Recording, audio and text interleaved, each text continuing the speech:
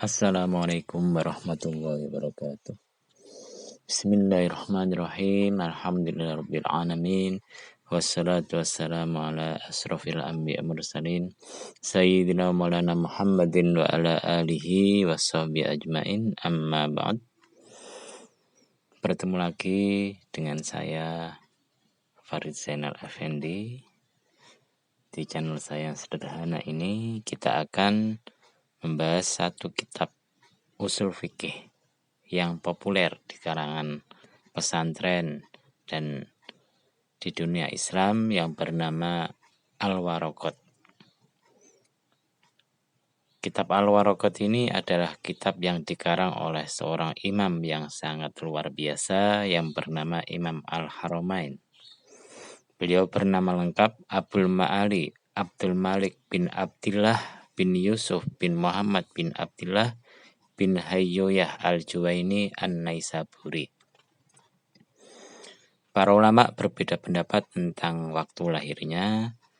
Menurut Ibnul Asir, Ibnul Jauzi, dan yang lainnya, beliau lahir pada tahun 417 Hijriah.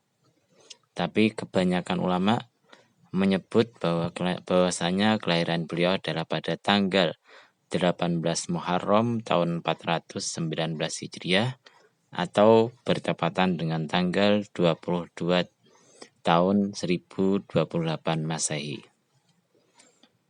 Beliau ini adalah seorang ulama fikih, ahli usul fikih, ilmuwan, agamawan, sastrawan, pemuka masyarakat, dan ahli kalam atau teologi. Beliau ini adalah pengikut aliran Sunni, tapi kadang-kadang beliau juga memiliki komentar-komentar yang mengacu pada pemikiran Mu'tazilah. Beliau lahir di desa Juwain, yaitu di suatu dataran di provinsi Qazwain di negara Iran. Beliau tumbuh dan berkembang dalam keluarga besar yang penuh dengan ilmu. Beliau belajar adab atau sastra dari ayahnya sendiri dan Abu Ya'qub. Belajar fikih dari Abu Thayyib As-Sa'luki, belajar hadis dari Al-Qalfar Al-Mawarzi dan Abu Nu'aim, pengarang kitab Hilyatul Auliya, dan yang lainnya. Ayahnya bernama Abu Muhammad Abdullah bin Yusuf bin Abdillah bin Yusuf Al-Juwaini, seorang ulama besar, pakar ilmu fikih yang dijuluki dengan Ruknul Islam atau pilarnya agama Islam. Ayahnya adalah imam dalam bidang tafsir, fikih, adab, dan bahasa Arab. Banyak ulama besar yang berguru kepadanya, salah satunya adalah anaknya sendiri. Dari ayahnya, Imam Al-Haramain belajar fikih, usul fikih, tafsir, dan ilmu-ilmu agama Islam lainnya. Di antara karya tulis ayahnya adalah kitab Al-Furuq, kitab As-Silsilah, kitab syarah risalahnya Imam Syafi'i, dan masih banyak yang lainnya, karya dalam berbagai bidang ilmu tafsir, fikih, dan yang lainnya. Ayahnya adalah ulama yang sangat takwa. Beliau tidak mau makan kecuali dari hasil pekerjaan yang halal dihasilkan dari keringannya sendiri. Ayahnya meninggal pada tahun 438 Hijriah di bulan Dzulqa'dah. Sedangkan ibunya itu adalah seorang budak yang solihah, yang baik hati, yang dibeli oleh ayahnya dari uang halal hasil kerja kerasnya. Pada ibunya, ayahnya berpesan agar anaknya, yaitu Imam Al-Haramain, agar tidak disusui oleh orang lain. Pada suatu saat ketika ibunya sedang sibuk masak, anaknya itu menangis. Sebenarnya ayahnya itu punya budak sahaya yang biasa menyusui anak tetangganya. Tiba-tiba istrinya itu menyerahkan anaknya untuk disusui oleh budak perempuan itu sampai 2 kali. Saat ayahnya melihat hal itu, beliau melarangnya dan berkata, "Budak ini bukan milik kita dan ia tidak berhak menyusui kecuali atas izin tuannya." Sang anak yang mendengar ucapan ayahnya tadi itu tiba-tiba memuntahkan air susu yang sudah diminumnya tadi. Dalam suatu riwayat ketika Imam Al-Haramain ini berdiskusi, beliau tergagap-gagap. Maka kemudian beliau mengatakan, ini adalah pengaruh dari air susu orang lain. Selain memiliki ayah dan ibu yang berpribadi luhur dan berpengetahuan agama luas, Imam Al-Haramain itu punya paman yang sangat luar biasa juga yang tidak kalah pentingnya, yaitu Syekh Abdul Hasan Ali bin Yusuf bin Abdillah bin Yusuf, seorang ulama yang masyhur dengan penguasaan ilmu hadis yang memiliki gelar Syekhul Hijaz, yaitu guru yang menjadi rujukan masyarakat Hijaz. Di antara karya pamannya adalah kitab As-Salwah. Beliau berguru juga pada saudaranya sendiri, Abu Muhammad Al-Juwain, Abu Nuaim, Abu Abdurrahman As-Sulami, Ibnu Sajjad, dan yang lainnya. Sedangkan yang berguru padanya antara lain adalah Imam Muhammad bin Fadl Al-Furawi dan Zohir. Beliau pamannya ini wafat pada bulan Dzulqa'dah juga tahun 463 Hijriah. Imam Tajuddin As-Subki dalam kitab Tabaqatus Syafi'iyah menceritakan Imam Al-Haramain itu terlahir dari keluarga yang penuh dengan ilmu. Sejak kecil beliau menguasai ilmu bahasa Arab dengan sangat baik sehingga memiliki tingkat kefasihan yang sangat tinggi dalam berbahasa Arab. Tidak ada ulama di antara madhab fikih di zamannya yang mampu menandingi kefasihannya dalam berbahasa Arab. Pamannya yang lain adalah Abu Sa'id Abdus Somad Al-Juwaini, seorang ulama yang waro', rajin tahajud, dan rajin baca Quran. Di samping itu, Imam Al-Haramain juga nantinya akan punya seorang putra yang terkenal dengan integritas diri dan keilmuan yang luas, yaitu Syekh Abdul Qasim Mudzaffar bin Imam Al-Haramain Abdul Malik Al-Juwaini, seorang ulama yang tumbuh dan berkembang di bawah asuhan orang tuanya, belajar berbagai cabang ilmu pengetahuan dari ulama di masanya. Putranya ini nanti wafat di bulan Sya'ban tahun 493 Hijriah. Pada masa kecilnya, Imam Al-Haramain berguru pada ayahnya sendiri, dan beliau menunjukkan bakat dan kecerdasan dalam ilmu fikih. Selain belajar sama ayahnya, beliau juga belajar pada Syekh Abu Abdillah, belajar hadis dari Abu Hasan bin Muhammad, Abu Sa'ad Abdurrahman bin Hamdan An-Nadrawi, Mansur bin Romisi, dan yang lainnya. Selain belajar ilmu hadis, beliau juga belajar ilmu teologi, fikih, bahasa, dan yang lainnya. Saat ayah beliau wafat pada tahun 438 Hijriah, ada yang mengatakan 439 Hijriah, beliau umurnya itu belum sampai 20 tahun dan menggantikan posisi ayahnya untuk mengajar di majelis ilmiah. Tapi ini tidak membuatnya berhenti untuk belajar ilmu pada ulama-ulama di saat itu.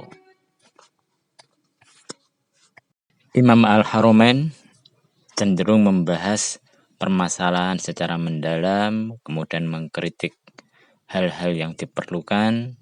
Apabila ada syubhat bagi beliau, maka beliau berusaha menghilangkannya sebisa mungkin dan tidak menerima apa yang tidak bisa diterima oleh akal atau logika.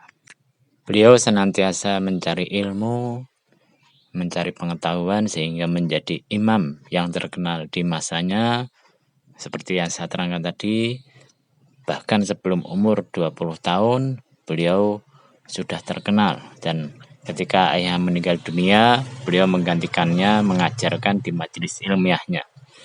Lalu Imam Al-Haramain melanjutkan pendidikannya di Madrasah Al-Baihaqi di kota Naisabur untuk belajar fikih Syafi'iyah dan hadis di bawah bimbingan Abdul Qasim Jabbar bin Ali bin Muhammad yang masyhur dengan julukan Al-Iskafi Al-Isfiroin Al-Isfirayini yang wafat pada tahun 452 Hijriah, seorang ahli fikih dan ahli kalam atau teologi. Beliau selalu menghadiri pelajaran-pelajarannya dan mendapatkan kematangan dalam ilmu akidah dan ilmu usul fikih.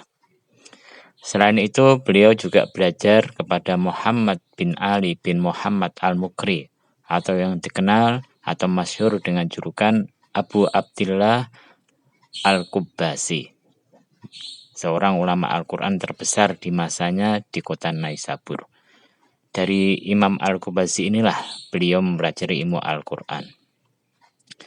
Lalu beliau memutuskan keluar dari tanah airnya selama 5 tahun, ada yang mengatakan 7 tahun atau 11 tahun.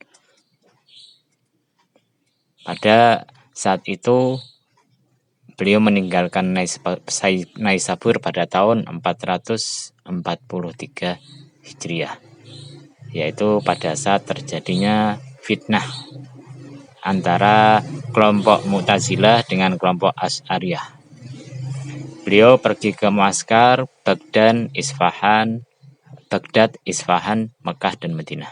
Di Baghdad, beliau belajar kepada Abu Muhammad al-Jauhari.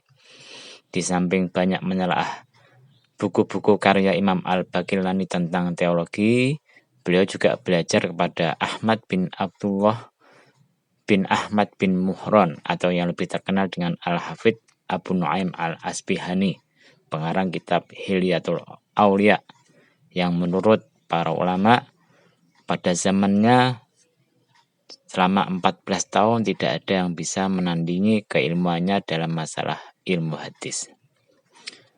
Dari Imam Abu Nu'aim ini beliau banyak mendapatkan ijazah riwayat hadis. Pada tahun 450 Hijriah atau sekitar 1058 Masehi, beliau pergi ke Hijaz dan menetap di Mekah dan Madinah selama 4 atau 5 tahun. Di sana beliau mengajar, menjadi imam sholat, menjadi mufti, kemudian juga mengadakan diskusi atau perdebatan sehingga dikenal atau diberi gelar dengan Imam Al-Haramain, Imam dua kota suci. Pada tahun 455 Hijriah atau 1063 Masehi, beliau memutuskan kembali lagi ke kota aslinya yaitu Naisabur ketika keadaan politik, keadaan di tanah airnya sudah mulai stabil. Pada pemerintahan Arab Arselan, yaitu di dinasti Saljuk, Perdana Menteri saat itu yaitu Nizam al-Mulk membangun madrasah Nizamiyah untuk beliau. Di sini beliau menjadi guru besar yang kuliah-kuliahnya selalu diikuti para imam, para ulama, para kaum cendekiawan. Beliau adalah pemimpin ulama tanpa tanding, imam yang cerdas dan terpandai di masanya di dalam banyak bidang fikih, usul fikih, teologi, dan yang lainnya. Pendapat beliau selalu menjadi rujukan, dan di tempat itu juga diadakan majelis dzikir setiap hari Jumat. Setelah 23 tahun mengajar di Madrasah Nizamiyah, ada yang mengatakan 30 tahun, kesehatan Imam Al-Haramain mulai menurun dan beberapa kali beliau jatuh sakit hingga akhirnya diboyong ke kota Shatanvan, Naisabur, yang berhawa sejuk, dan tidak lama kemudian beliau menghembuskan nafas yang terakhir pada hari Selasa malam Rabu sehabis sholat Isya tanggal 25 Rabiul Akhir tahun 478 Hijriah atau bertepatan dengan 20 Agustus 1085 Masehi. Beliau umurnya saat itu sekitar 59 tahun lebih 3 bulan 7 hari. Di antara yang mengimami sholat jenazah beliau adalah putranya sendiri, Abu Qasim. Setelah 2 tahun, jenazah beliau dipindahkan ke pemakaman Al-Husain untuk dibaringkan di sebelah kuburan ayahnya. Jadi selama hidupnya, Imam Al-Haramain itu tidak pernah menyia-nyiakan waktunya kecuali untuk ilmu.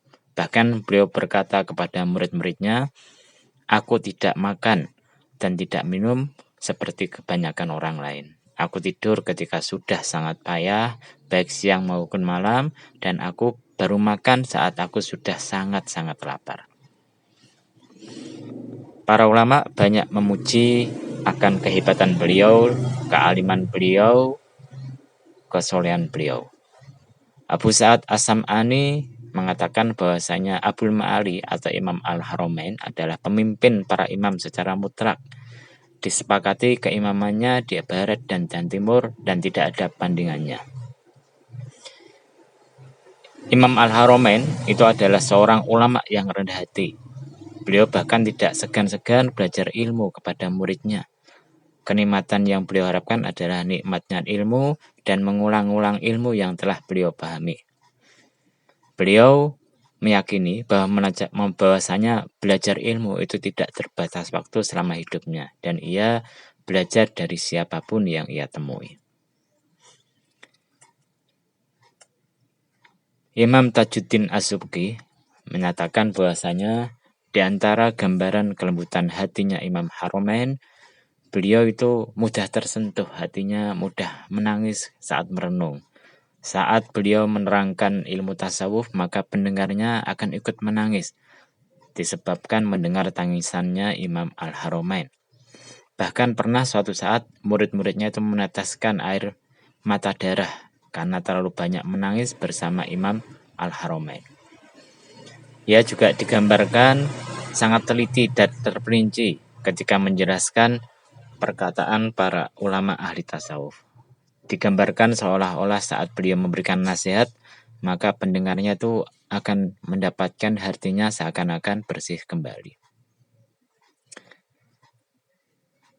Seperti yang saya terangkan tadi, Imam Al-Haramain itu semangat belajarnya sangat luar biasa. Bahkan dikatakan bahwasanya saat beliau berumur 50 tahun, beliau masih belajar kitab Iksirud Dhahab fi Sinatil Adab kepada Abul Hasan Ali bin Fadl bin Ali Al-Mujasi. Bayangkan 50 tahun masih belajar ilmu. Syekh Ali bin Hasan bin Abi Thayyib dalam kitabnya menerangkan Imam Al-Haramain itu ketika menjelaskan ilmu fikih seakan-akan beliau itu Imam Al-Muzani. Imam Muzani itu adalah murid terhebatnya Imam Syafi'i. Dan ketika beliau menerangkan ilmu tauhid, beliau seakan-akan Imam Abul Hasan Al-Asy'ari, pendiri mazhab Al-Asy'ariyah. Dalam kesempatan lain, seorang ulama yang bernama Syekh Abu Ishaq As-Sayrozi mengatakan kepada para murid-muridnya, nikmatilah ilmu bersama Imam Haramain karena beliau adalah gudangnya ilmu zaman ini. Al-Hafidh Abu Muhammad Al-Jurjani, beliau mengatakan bahwasanya Imam Al-Haramain adalah pemimpin ulama di zamannya, seorang yang luar biasa di masanya. Tidak ada bandingannya baik dalam masalah metode pengajarannya, hafalannya, maupun kefasihan lisannya.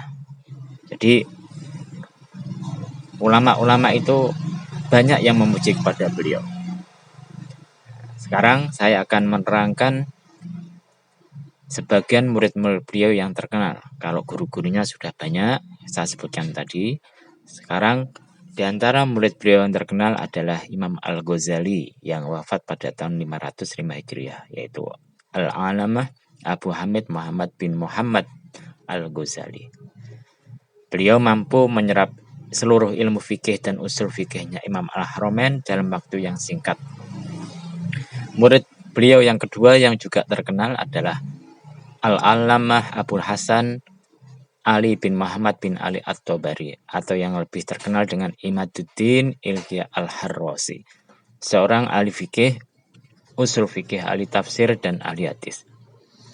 Syekh Abdul Ghaffar Al-Farisi mengatakan bahwasanya Ilqi Al-Harrasi adalah Imam Ghazali kedua. Bahkan dia lebih merdu suaranya, lebih bagus gaya debatnya, lebih baik penjelasannya dibandingkan Imam Al-Ghazali. Meskipun demikian, Imam Al-Ghazali lebih unggul, lebih cepat dalam hal menjelaskan dan argumentasi dibandingkan Ilqi Al-Harrasi. Murid beliau yang berikutnya yang juga terkenal adalah Al-Imam Abu Nasr Abdurrahman bin Abdul Karim bin Hawasin Al-Qusairi yang terkenal dengan nama Ibnu Qusairi, wafat pada tahun 514 Hijriah. Seorang ahli fikih, ahli tafsir, dan ahli kalam. Beliau belajar ilmu usul fikih kepada Imam Al-Haramain, dan Imam Al-Haramain belajar ilmu hisab kepada Imam Ibnu Qusairi ini. Kemudian murid beliau yang juga terkenal lagi adalah Al-Imam Abu Mudhaffar Ahmad bin Muhammad bin Mudhaffar An-Naisabur, atau yang terkenal dengan nama Al-Khawafi, meninggal pada tahun 500 Hijriah. Beliau adalah murid terbaik Imam Haramain dalam ahli perdebatan. Jadi Ibnu Asakir dalam kitabnya Tanbih Kit mengatakan bahwasanya Imam Ghazali dikaruniai keunggulan dalam karya tulisnya, sedangkan Al-Khawafi dikaruniai dengan keunggulan dalam keahlian debatnya. Murid beliau yang lain yang juga terkenal adalah Abdul Ghafir bin Ismail Al-Farisi An-Naisaburi, meninggal pada tahun 529 Hijriah, seorang ahli fikih, ahli sastra, hadis, sejarah yang terkemuka di masanya, dan banyak murid-murid Imam Al-Haramain yang lain. Kemudian Imam Al-Haramain itu digelari dengan nama Al-Imam karena keluasan dan ketinggian ilmunya. Ada dua ulama yang pertama kali memberi beliau gelar imam, Al-Imam, yaitu Syekh Al-Husain Al-Baghawi, pengarang kitab Tafsir Ma'alimut Tamsil, yang wafat pada tahun 516 Hijriah. Juga ada Syekh Ibnu Abid-Dam, pengarang kitab Adabul Qadha, yang meninggal pada tahun 642 Hijriah. Banyak ulama besar yang menyebutnya dengan gelar Al-Imam dalam kitab-kitab mereka, diantaranya Abdul Karim Ar-Rafi'i, Yahya bin Sarafuddin An-Nawawi, Imam Badruddin Az-Zarkasi, Syekh Al-Qadhi Abu Bakar Ibn Al-Arabi, Syekh Ibnu Salah, dan yang lain-lain. Dalam istilah ulama ahli fikih, gelar Al-Imam itu hanya ditunjukkan kepada pendiri madhab fikih seperti Imam Syafi'i, Imam Malik, Abu Hanifah, dan Imam Ahmad. Tetapi khusus untuk Imam Al-Juwaini, beliau mendapatkan gelar Al-Imam sebagai penghargaan atas karya-karyanya yang menjadi rujukan madhab baik dalam masalah ilmu usul fikih maupun ilmu fikih. Gelar beliau yang kedua namanya Abul Ma'ali, artinya yang memiliki integritas tinggi, yang memiliki ketinggian. Karena apa? Karena beliau sangat berintegritas dalam masalah ilmu, pribadinya luhur dan luas sekali ilmunya. Kemudian gelar beliau yang ketiga adalah Al-Haramain, Imam dua tanah suci, karena seperti yang saya terangkan tadi, dalam perjalanan hidupnya beliau mengajar selama 4 atau 5 tahun menjadi mufti di kedua tanah suci tadi. Gelar yang keempat adalah Fahrul Islam, yaitu kebanggaan orang Islam, karena sosoknya dibanggakan semua orang Islam dan dinilai sebagai kebanggaan umat Islam. Yang kelima, Al-Juwaini, karena orang tuanya tinggal di dataran Juwain, sebuah dataran di provinsi Qazwin di negara Iran. Meskipun Imam Al-Haramain sendiri lebih banyak menghabiskan hidupnya di kota Naisabur, yaitu sebuah kota di provinsi Khorasan, negara Iran. Nah, sekarang kita akan membahas tentang karya-karya beliau. Karya beliau itu banyak sekali. Dalam bidang akidah atau teologi ada Al-Irsyad ila Qawaidi Adillah fi Usul I'tiqad, ada As-Syamil fi Usuluddin, Al-Aqidatun Nidhamiyah, Kitab Asma Ul Ilah Al-Husna, Risalah fi Usuluddin, Syifaul Ghalil, Al-Karomat, kemudian Mukhtasar Al-Irsyad. Dalam bidang usul fikih, beliau juga banyak menulis kitab, diantaranya adalah At-Talkhis fi Usul Fikih. Kitab ini adalah kitab ringkasan dan penjelasan dari kitab Takrib wa Irsyadil Kabir yang ditulis oleh Abu Bakar Al-Baqillani. Ini adalah kitab usul fikih pertama yang ditulis oleh Imam Al-Haramain saat beliau tinggal di kota Mekah. Kemudian ada kitab Asy-Syamil fi Usul Fikih, kitab usul fikih terbesar yang dikarang oleh Imam Haramain. Sayangnya sebagian besar kitab ini manuskripnya hilang, hanya sedikit yang bisa diselamatkan. Kalau tidak salah cuma 1 juz saja. Kemudian ada Al-Irsyad ila Qawaati'il Adillah fi Usulil I'tiqad. Kitab ini adalah kitab ringkasan Asy-Syamil. Kemudian Al-Waraqat fi Usul Fikih. Kitab yang mau kita kaji, kitab yang sangat ringkas dan banyak dipakai dalam ilmu usul fikih. Dalam kitab ini beliau hanya menerangkan dasar-dasar penting ilmu usul fikih tanpa membahas perbedaan ulama tentang masalah-masalah usul fikih. Kemudian ada Al-Burhan fi Usulil Fikih. Ini adalah kitab terakhir Imam Al-Haramain dalam masalah usul fikih. Kitab ini bersama kitab Al-Mustasfanya Imam Ghazali disebut sebagai kitab terbaik dalam masalah usul fikih dalam madhab Syafi'i. Dalam kitab ini, Imam Al-Haramain banyak mencabut pendapat yang ia telah sebutkan dalam kitab-kitab usul fikih sebelumnya. Menurut Dr. Abdul Azim Adib, kitab Al-Burhan ini memiliki 25 pendapat yang berbeda dari Imam Syafi'i, 3 pendapat yang berbeda dari Abu Hasan Al-Asy'ari, dan 41 pendapat yang berbeda dari Abu Bakar Al-Baqillani. Kitab ini juga menjadi inspirasi bagi Imam Ar-Razi dalam menyusun kitab Al-Mahsul dalam usul fikih yang legendaris, dan menjadi bahan inspirasinya Imam Al-Ghazali dalam menyusun kitab Al-Manhul min Ta'liqil Usul. Kemudian ada kitab Mujtahidin, ada kitab Risalah fi Taqlid wal Ijtihad, ada At-Tuhfa fi Usul Fiqh. Cuma sayangnya kitab ini hilang dalam sejarah. Dalam fikih, beliau menulis kitab Nihayatul Madhlab. Nihayatul Madhlab ini dipandang sebagai kitab fikih yang merangkum seluruh pemikiran Imam Al-Haramain. Bahkan Imam As-Subki mengatakan tidak pernah dikarang karya dalam madhab Syafi'i yang hebatnya melebihi kitab Nihayatul Madhlab.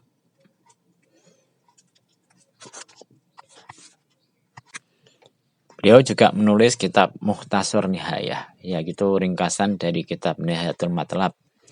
Dan Imam Al-Haramain itu berkomentar, Mukhtasar ini tidak lebih tebalnya dari setengah Nihayatul Madhlab, tapi isinya berkali-kali lipat lebih lengkap dari Nihayatul Madhlab.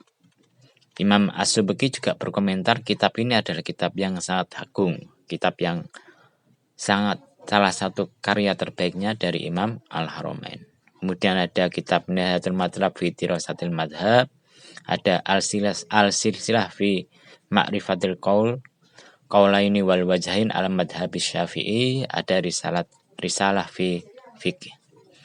Kemudian dalam perbandingan madhab, beliau juga menulis kitab Ad-Durrah Al-Mudi'ah fi ma waqa'a fi al-khilaf baina Syafi'iyah wal Hanafiyah, yaitu kitab yang membahas tentang perbedaan antara madhab Hanafi dan madhab Syafi'i.